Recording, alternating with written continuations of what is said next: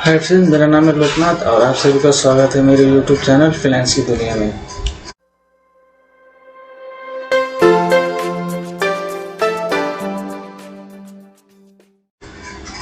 TCS on sale of goods. जी हाँ दोस्तों, आज का हमारा टॉपिक यही है।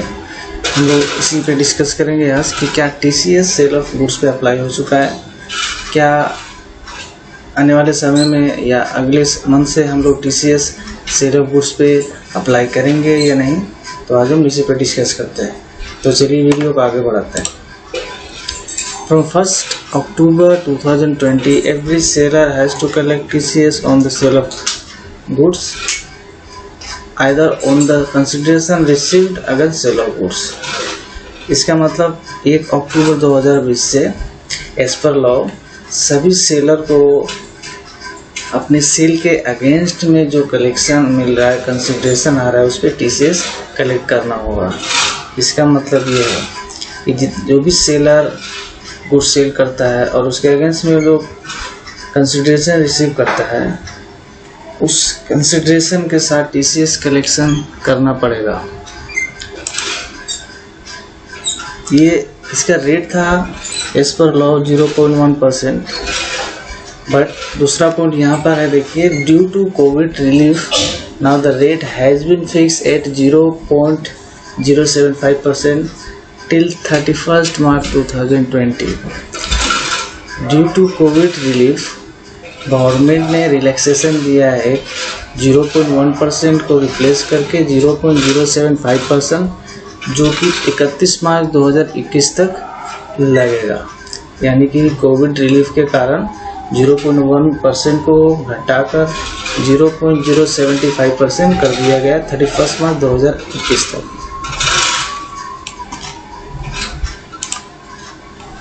ना अब इसके बाद क्वेश्चन आता है, who is liable to collect TCS. ये तो पता चल गया कि टीसीएस 1 अक्टूबर से अप्लाई होने वाला है और किस रेट पे होने वाला है।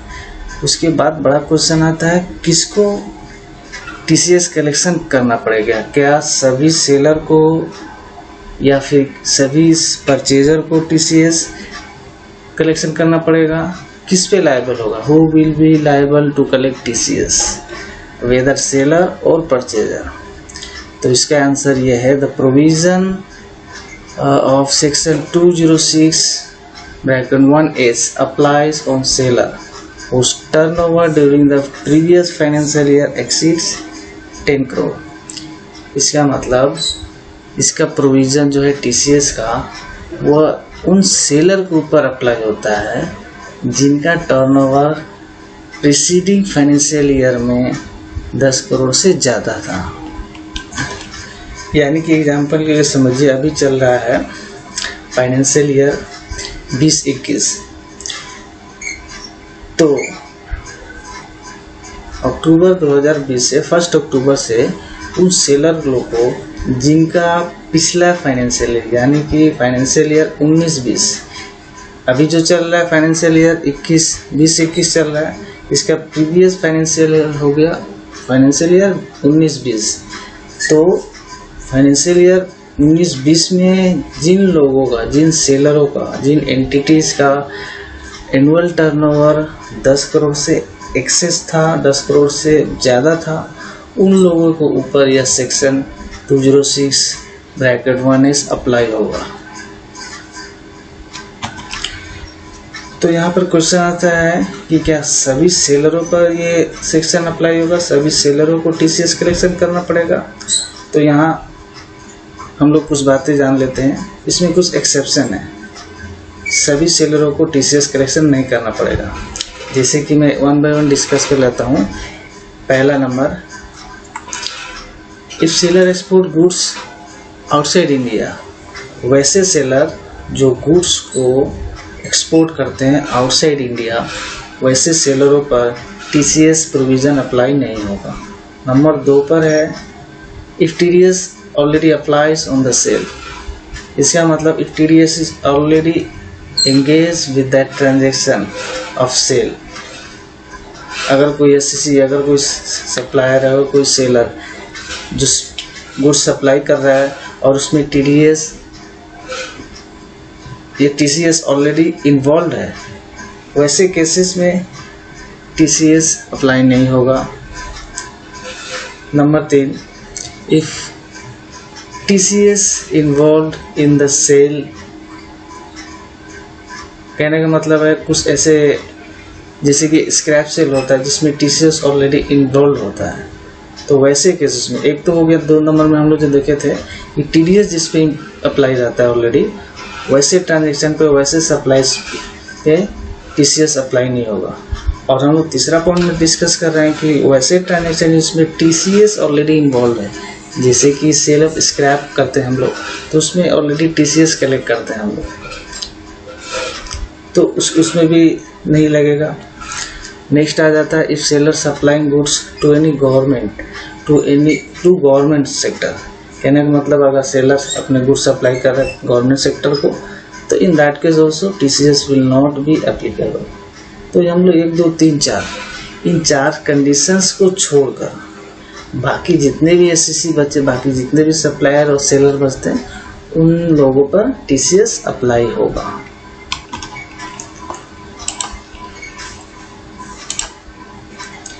हम लोग यहाँ पर एक एग्जांपल देख लेते हैं। यहाँ पर एक क्वेश्चन आता है, मान लीजिए कोई सप्लायर जो कि जिसका एनुअल टर्नओवर 10 करोड़ से ज़्यादा है पिछले फाइनेंशियल ईयर में, और जिस पे पिछला हम लोग जो अभी डिस्कस किए एक्सेप्शन वो अप्लाई भी नहीं हो रहा है, तो क्या वो सारे सेलर पे TCS अप्लाई होगा? उन सारे सेलरों को अपने सेल पे TCS चार्ज करना होगा, और होगा भी तो कैसे और कितना? तो उसका एक एग्जांपल के थ्रू हम लोग समझ लेते हैं।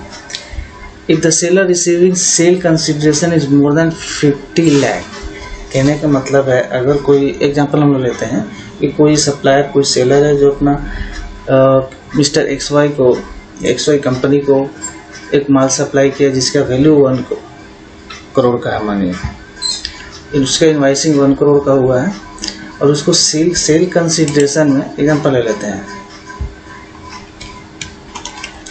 सेल वैल्यू 1 करोड़ का है, सेल कंसिडरेशन रिसीव्ड 75 लाख मान लीजिए।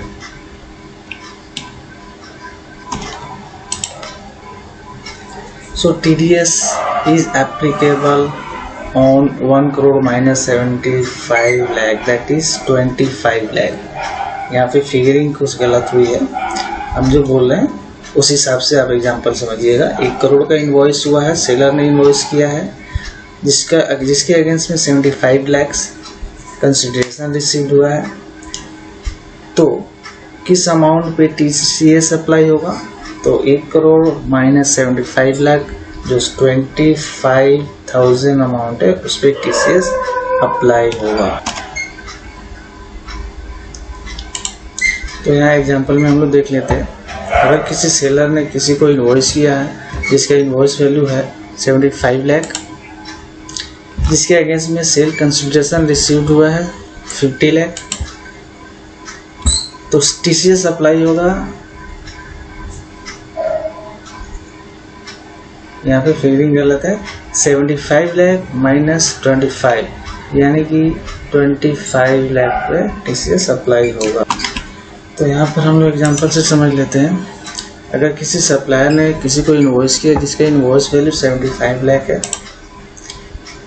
जिसके अगेंस्ट में सेल कंसिडरेशन उसको रिसीव हुआ 50 लाख, तो TCS अप्लाई होगा किस अमाउंट पे? तो टोटल वैल्यू था, सेल वैल्यू था, इन्वॉइस वैल्यू था 75 लाख, जिसके अगेंस्ट में 50 लाख रिसीव्ड हुआ है, तो बचा अमाउंट 25 लाख। 25 लाख के ऊपर TCS अप्लाई होगा। इस बात को ध्यान से और अच्छी तरह समझने वाली बात है, फुल अमाउंट पे TCS अप्लाई नहीं होगा, इसीलिए यहाँ पर ऊपर में बताया गया है if the seller receiving sale consideration is more than 50 lakh, 50 lakh से ज़्यादा का जो वैल्यू होगा, जो बैलेंस होगा, जो वैल्यूएशन होगा, उस पर TCS अप्लाई होगा।